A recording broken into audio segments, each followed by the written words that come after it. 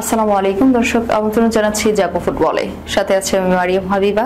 শুরুতেই জানিয়ে দেব সংবাদ শিরোনাম। চিলি কলম্বিয়া ম্যাচের জন্য আর্জেন্টিনার দল ঘোষণা, চোট কাটিয়ে ফিরলেন মেসি।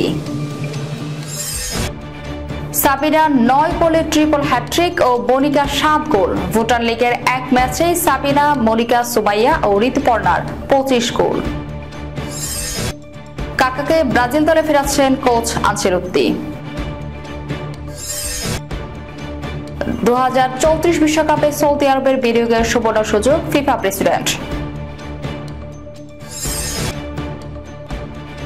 জোন কেলেঙ্কারিতে ফেঁসে যেতে পারেন রিয়াল মাদ্রিদ ডিফেন্ডার। শুনছিলেন সংবাদ শিরোনাম, এবারে বিস্তারিত। নতুন করে দক্ষিণ আমেরিকা বিশ্বকাপ বাছাই পর্বের আরেকটি ডাবল হেডারের সময় ঘনিয়ে এসেছে। 2026 বিশ্বকাপে আগেই জায়গা করে নেওয়া আর্জেন্টিনা জাতীয় দল এবার মুখোমুখি হবে চিলি ও কলম্বিয়ার। এই দুই ম্যাচ সামনে রেখে 28 জনের প্রাথমিক স্কোয়াড ঘোষণা করেছে কোচ লিওনেল স্কালোনি। সবচেয়ে বড় খবর, চোট কাটিয়ে দলে ফিরেছেন অধিনায়ক লিওনেল মেসি। মার্চ মাসে উরুগুয়ে ও ব্রাজিলের বিপক্ষে ম্যাচগুলোতে খেলতে পারেননি মেসি। ইন্টার মায়ামির হয়ে খেলার সময় বাম পায়ের অ্যাটাক পেশিতে চোট পেয়েছিলেন তিনি, তবে এখন পুরোপুরি সুস্থ এবং দারুণ ফর্মে আছেন যুক্তরাষ্ট্রে। তাই সান্তিয়াগো ডে চিলি 5 জুন রাত 10টায় এবং মনুমেন্টাল স্টেডিয়ামে 10 জুন রাত 9টায় তাকে প্রথমে একাদশে দেখা যেতে পারে। মেসি ছাড়াও দলে ফিরেছেন বেশ কয়েকজন তরুণ ও পুরনো মুখ। ম্যানচেস্টার ইউনাইটেডের আক্রমণ ভাগে দারুণ সময় কাটানো আলেহান্দ্রো গার্নাচো এবং ফ্রান্সের স্ট্রাসবুর্গ ক্লাবের হয়ে আলো ছড়ানো ভ্যালেন্তিনির বার্কো ফিরেছেন দলে। আবার ফিরেছেন লাজিও ফরওয়ার্ড ভ্যালেন্তিনি ক্যাসিয়ানোস। মার্চে ইনজুরির কারণে ছিলেন না। নটিংহাম ফরেস্টের হয়ে দুর্দান্ত ফর্মে থাকা নিকোলাস ডোমিনিক্স স্কোয়াডের সুযোগ পেয়েছিল দীর্ঘদিন পর, তবে কিছু পরিচিত মুখে এবার জায়গা হয়নি। জার্মান পেজেল্লা, গানসালো মন্তিয়েল ও মার্কুস অ্যাকুয়ানা তিনজনই বাদ। এর মধ্যে শুধুমাত্র মন্তিয়েলের না থাকার কারণ চোট, বাকিদের ফুটবলীয় কারণে বাদ দেওয়া হয়েছে। এছাড়া পূর্ণ খবরের মতো অনুপস্থিত পাওলো দিবালা, যিনি এখনো লম্বা সময়ের চোট কাটিয়ে মাঠে ফেরেননি। ভুটানের উইমেন্স ন্যাশনাল লিগে প্রতিপক্ষকে তছনছ করে দিয়েছেন সাবিলার ঋতুপর্ণারা।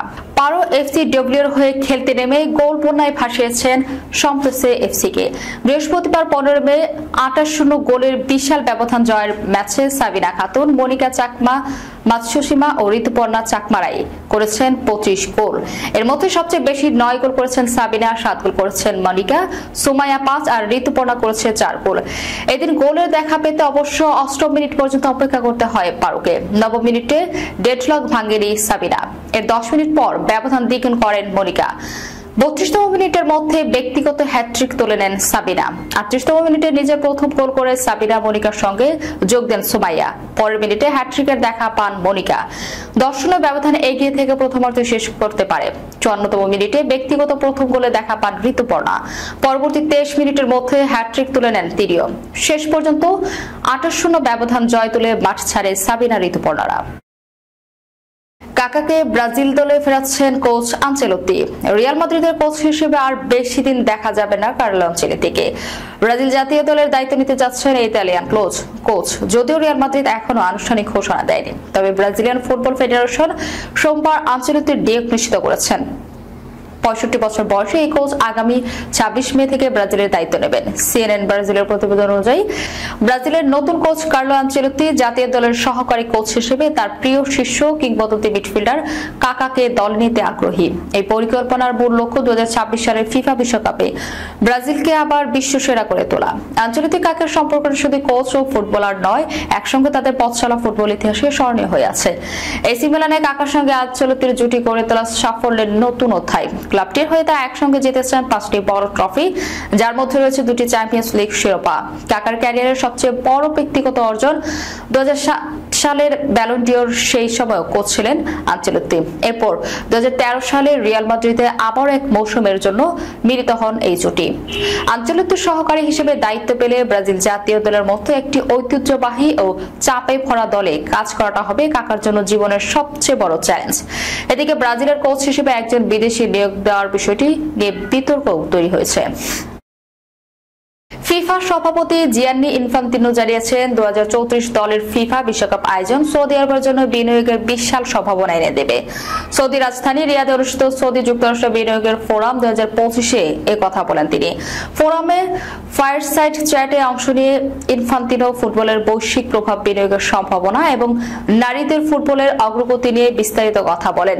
ইনফান্তিনো বলেন, বিশ্বকাপ এক মাসে 104টি ম্যাচ, অর্থাৎ এক মাসে 104টি সুপার বোল ও প্রতিযোগিতা শুধু একটি দেশ বা অঞ্চল নয়, গোটা বিশ্বকে বদলে দিতে পারে। তিনি আরো বলেন, ফুটবল এমন এক খেলা যা পৃথিবীর 500 কোটিরও বেশি মানুষ অনুসরণ করে।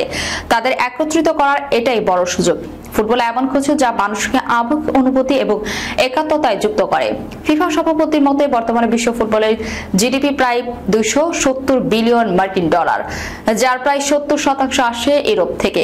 অথচ ইউরোপের তুলনায় বিশ্বের অন্যান্য অংশের মোট জিডিপি অনেক বেশি। তিনি বলেন, যদি সৌদি আরব বা যুক্তরাষ্ট্র ইউরোপের মাত্র 20% হারে ফুটবল খাতে অবদান রাখে, তাহলে খেলাটির অর্থনৈতিক প্রভাব $1 ট্রিলিয়ন বেশি হতে পারে। ফুটবল বিনিয়োগ করুন, এটি হবে আপনার জীবনের সবচেয়ে ভালো বিনিয়োগ। বিশ্বব্যাপী বিনিয়োগকারীদের এই বার্তাই দিয়েছে ফিফা প্রেসিডেন্ট।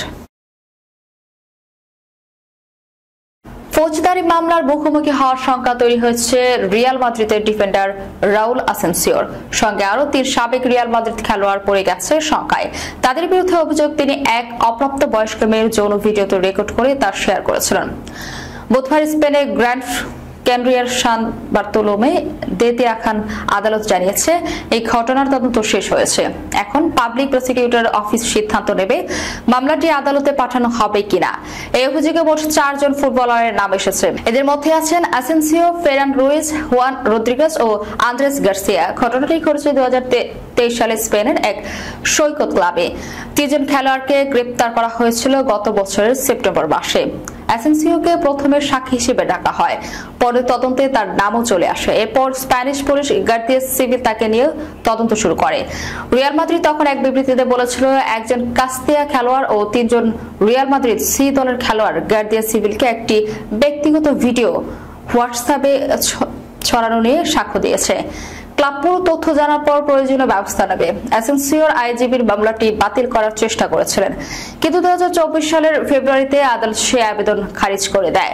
আদালতের কাগজে স্পষ্ট বলা হয়েছে, ঘটনার সময় একজন মেয়ের বয়স 16 বছরের নিচে ছিল। আদালত বলেছে, অভিযুক্তদের কাছে ভিকটিমদের অনুমতি ছাড়া গোপনীয়তা ভঙ্গ ও ব্যক্তিগত তথ্য প্রকাশ করা আওতায় পড়ে। একই সঙ্গে ভিডিও ছড়ানো, অপ্রাপ্ত বয়স্কদের পণ্যে ব্যবহার এবং ভিডিও সংরক্ষণের অভিযোগ আনা হয়েছে। এই মামলার বিষয়ে রিয়াল মাদ্রিদ বা অ্যাসেনসিওর পক্ষ থেকে কোনো মন্তব্য করা হয়নি। দর্শক, যাওয়ার আগে শিরোনামগুলো জানিয়ে দেব আরো একবার। চিলি কলম্বিয়া ম্যাচের জন্য আর্জেন্টিনা দল ঘোষণা, চোট কাটিয়ে ফিরলেন মেসি। সাবিনা 9 গোলে ট্রিপল হ্যাট্রিক ও মনিকা 7 গোল। ভুটান লিগের এক ম্যাচেই সাবিনা, মনিকা, সুমাইয়া ও ঋতুপর্ণার 25 গোল। কাকাকে ব্রাজিল দলে ফেরাচ্ছেন কোচ আনচেলত্তি। 2034 বিশ্বকাপে সৌদি আরবের বিনিয়োগের সুবর্ণ সুযোগ, ফিফা প্রেসিডেন্ট। জোন কেলেঙ্কারিতে ফেঁসে যেতে পারেন রিয়াল মাদ্রিদ ডিফেন্ডার। এই ছিল এখনকার মতো। পরবর্তী সংবাদ দেখার আমন্ত্রণ রইল। ধন্যবাদ সবাইকে। আল্লাহ হাফিজ।